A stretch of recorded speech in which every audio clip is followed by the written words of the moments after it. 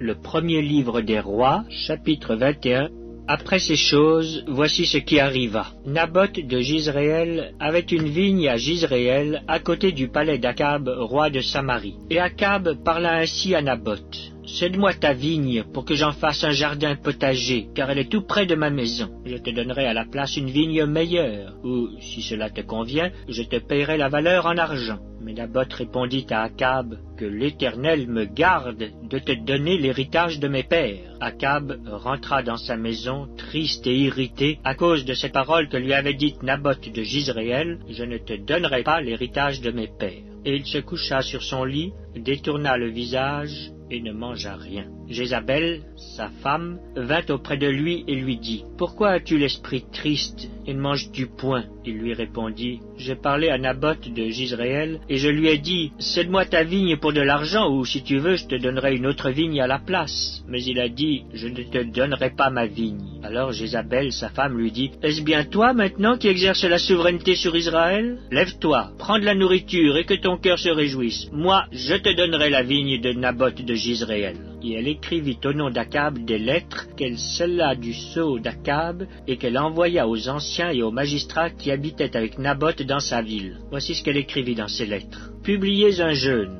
Placez Naboth à la tête du peuple, et mettez en face de lui 2 méchants hommes qui déposeront ainsi contre lui. Tu as maudit Dieu et le roi, puis menez-le dehors, lapidez-le, et qu'il meure. » Les gens de la ville de Naboth, les anciens et les magistrats qui habitaient dans la ville, agirent comme Jézabel le leur avait fait dire, d'après ce qui était écrit dans les lettres qu'elle leur avait envoyées. Ils publièrent un jeûne, et ils placèrent Naboth à la tête du peuple. Les 2 méchants hommes vinrent se mettre en face de lui, et ces méchants hommes déposèrent ainsi devant le peuple contre Naboth. Naboth a maudit Dieu et le roi. Puis ils le menèrent hors de la ville, ils le lapidèrent, et il mourut. Et ils envoyèrent dire à Jézabel, « Naboth a été lapidé, et il est mort. » Lorsque Jézabel apprit que Naboth avait été lapidé et qu'il était mort, elle dit à Akab, « Lève-toi, prends possession de la vigne de Naboth de Jizréel, qui a refusé de te la céder pour de l'argent, car Naboth n'est plus en vie, il est mort. » Akab, entendant que Naboth était mort, se leva pour descendre à la vigne de Naboth de Jizréel, afin d'en prendre possession. Alors la parole de l'Éternel fut adressée à Élie le Tishbite en ces mots, « Lève-toi, descends au-devant d'Akab, roi d'Israël, à Samarie. Le voilà dans la vigne de Naboth où il est descendu pour en prendre possession. Tu lui diras, ainsi parle l'Éternel. N'es-tu pas un assassin et un voleur? Et tu lui diras, ainsi parle l'Éternel. Au lieu même où les chiens ont léché le sang de Naboth,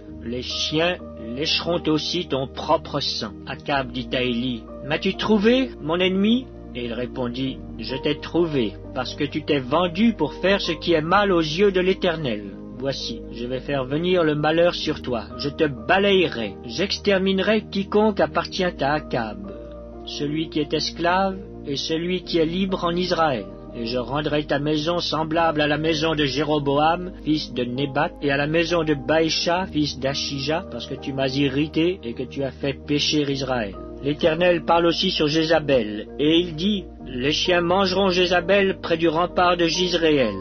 Celui de la maison d'Akab qui mourra dans la ville sera mangé par les chiens, et celui qui mourra dans les champs sera mangé par les oiseaux du ciel. » Il n'y a eu personne qui se soit vendu comme Akab pour faire ce qui est mal aux yeux de l'Éternel, et Jézabel, sa femme, l'y excitait. Il a agi de la manière la plus abominable en allant après les idoles, comme le faisaient les Amoréens que l'Éternel chassa devant les enfants d'Israël. Après avoir entendu les paroles d'Élie, Akab déchira ses vêtements, il mit un sac sur son corps et il jeûna. Il couchait avec ce sac et il marchait lentement. Et la parole de l'Éternel fut adressée à Élie le Tishbite en ces mots, « As-tu vu comment Akab s'est humilié devant moi? Parce qu'il s'est humilié devant moi, je ne ferai pas venir le malheur pendant sa vie. Ce sera pendant la vie de son fils que je ferai venir le malheur sur sa maison. »